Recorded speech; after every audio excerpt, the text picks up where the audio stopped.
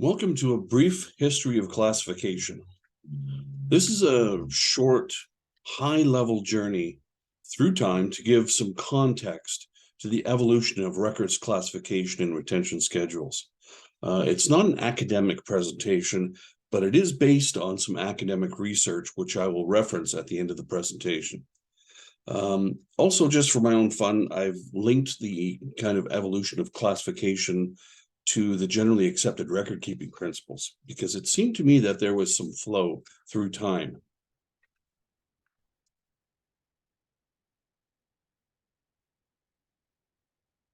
So we start with the ancient times and move up to medieval.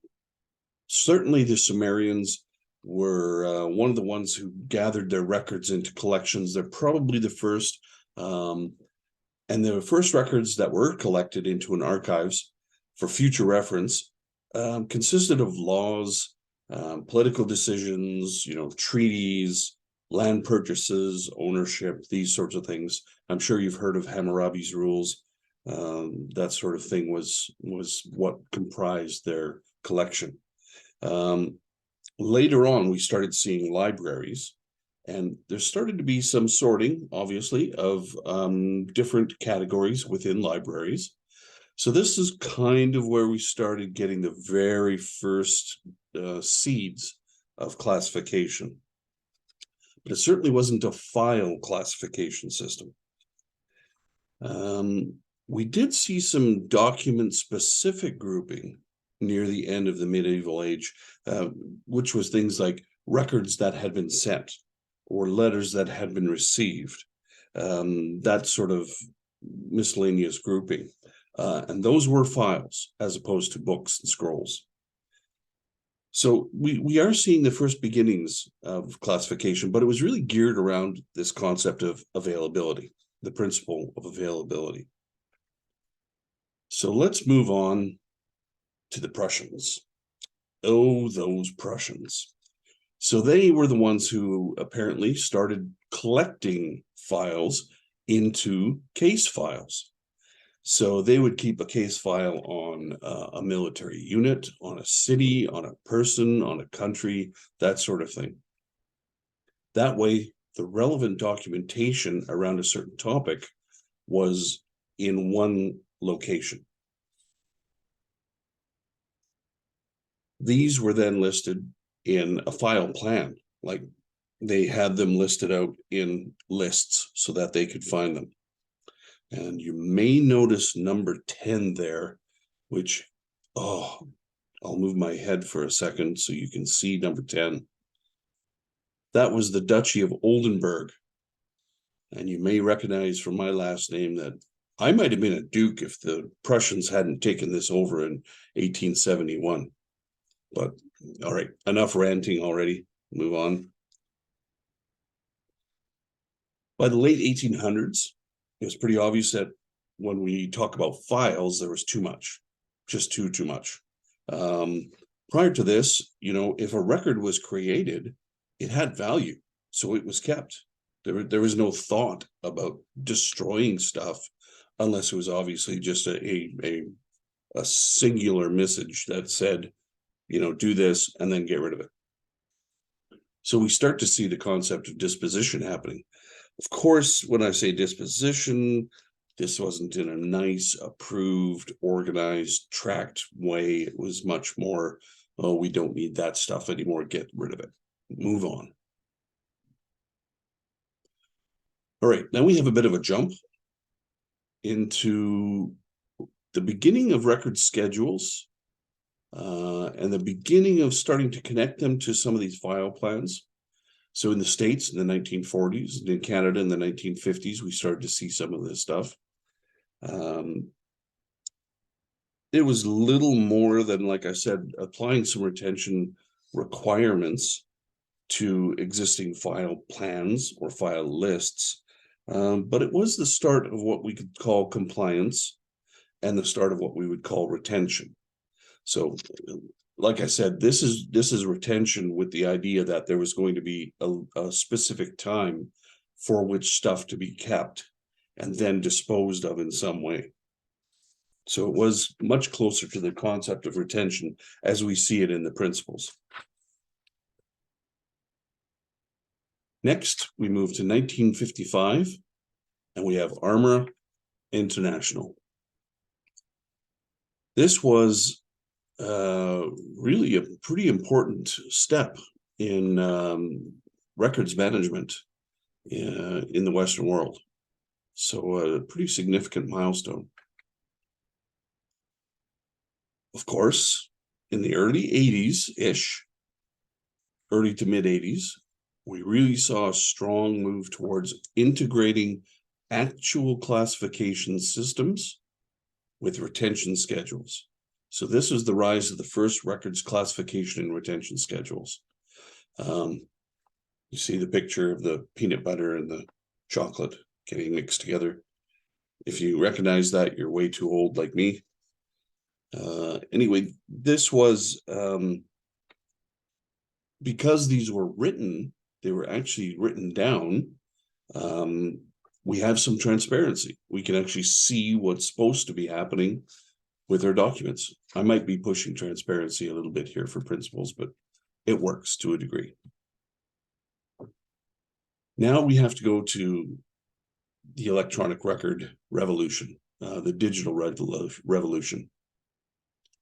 In the early 90s, we really saw the rise of digital records and the beginning of seeing them born, used, and kept electronically without the need to actually print them. Of course, we all know everybody printed everything back then still, but it really was a revolutionary stage.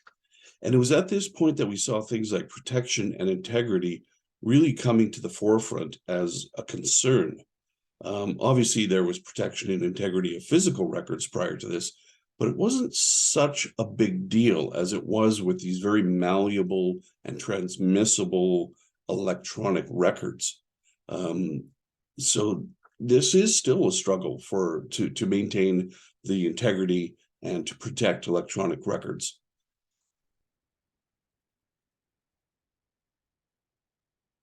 Then we had another major milestone, the ISO 15489. This international standard really started laying the groundwork for a lot of our understanding and bringing together into a much more consistent method all these diverse kind of efforts at classifying records and classifying functions. They gave this definition of classification. Let me move my face so you can see it. There we go. So classification is the systematic identification and or arrangement of business activities and or records into categories according to logically structured conventions, methods, and procedural rules.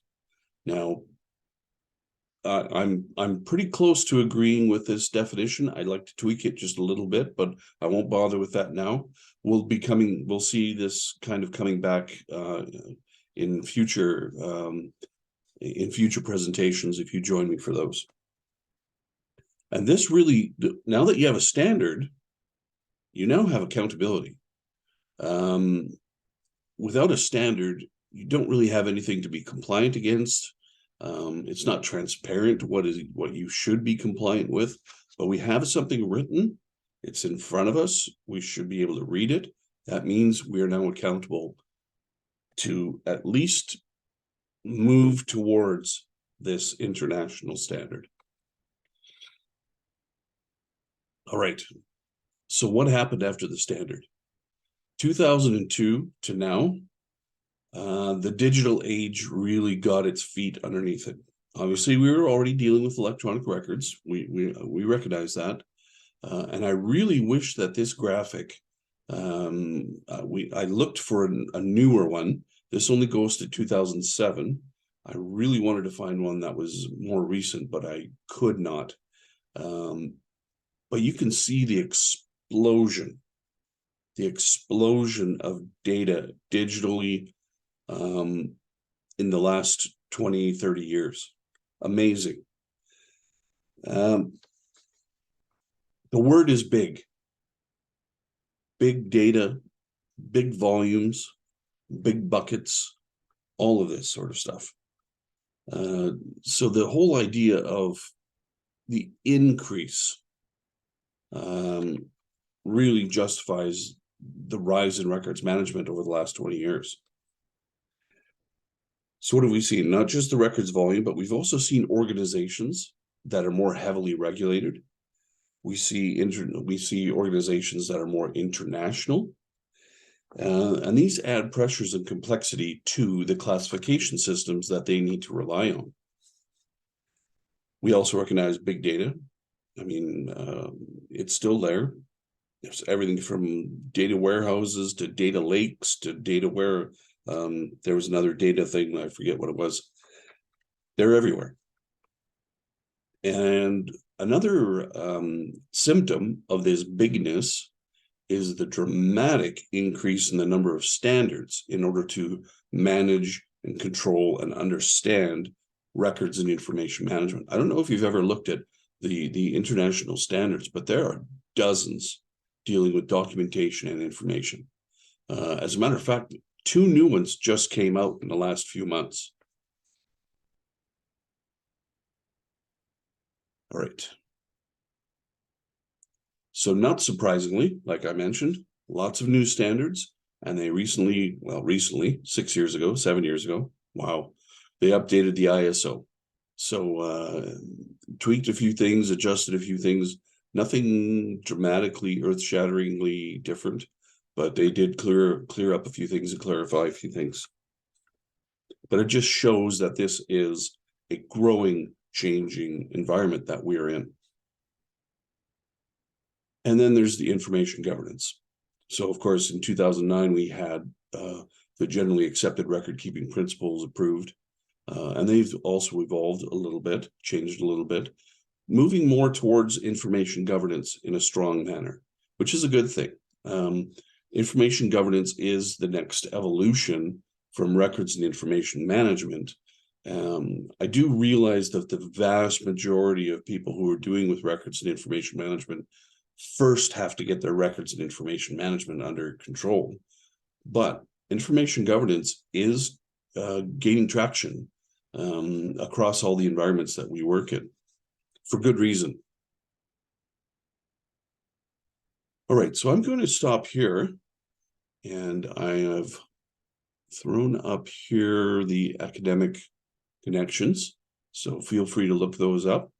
Those are both online, and I'd like to move towards some questions. So I'm going to stop the video and pass it over to real life.